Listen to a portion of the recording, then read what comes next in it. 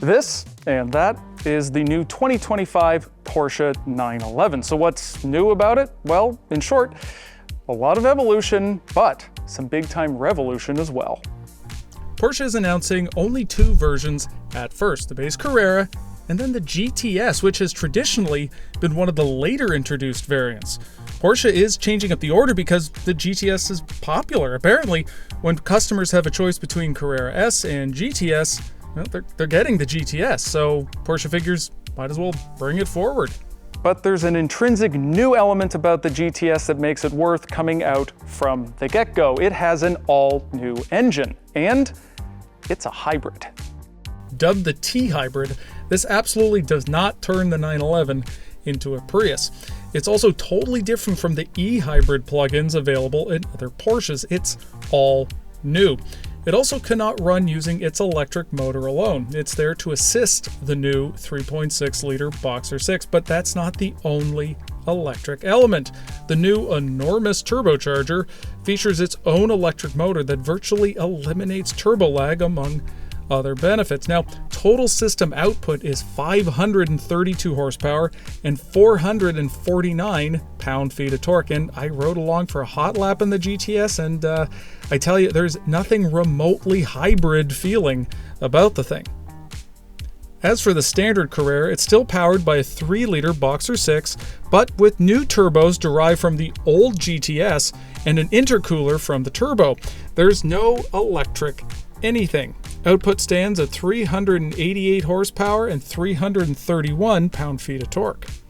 And since you're wondering, what about a manual? Well, the base Carrera isn't available with one now and won't be in the future. And the GTS, well, the T-Hybrid's electric motor, well, it needs to literally go right here in the PDK transmission. So the 7MT, well, that's a no-go. But future variants, don't write off the manual yet. Now let's talk about design changes. This is the base Carrera, and obviously it's the Cabriolet. Basically everything that is metal, it's carried over. Everything that's not, well, so let's talk about the number plate here. It has been brought up basically so that Porsche doesn't need to have two different bumper designs depending on the exhaust type. Now, speaking of which, they do look a little different, specifically on the GTS, where the sport exhaust has now been brought inboard. So other changes, this whole lighting unit is now thicker, including this new black trim piece down there that sort of makes that Porsche font pop a little better. The corners here have been brought out to more accentuate the width of the rear of the car, and these strakes in the air intake, well, they're fewer, and just the design is a little different. Up front, the lighting unit that used to be down here, well, it's now integrated within the standard LED matrix headlight unit, and there are 16,000 individual LEDs in here, by the way. The lower fascia is new.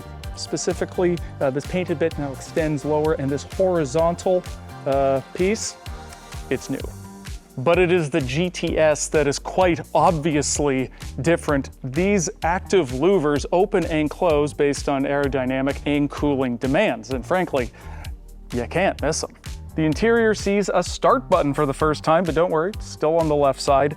The instruments are now all digital, including this 5-gauge design, but unlike the one that's in the Cayenne, the new Macan EV, and the Panamera, it's just frankly more useful information. The tech interface, it's up to date. You now have wireless charging, and although it has nothing to do with the interior, rear wheel steering is now standard on all the Carreras.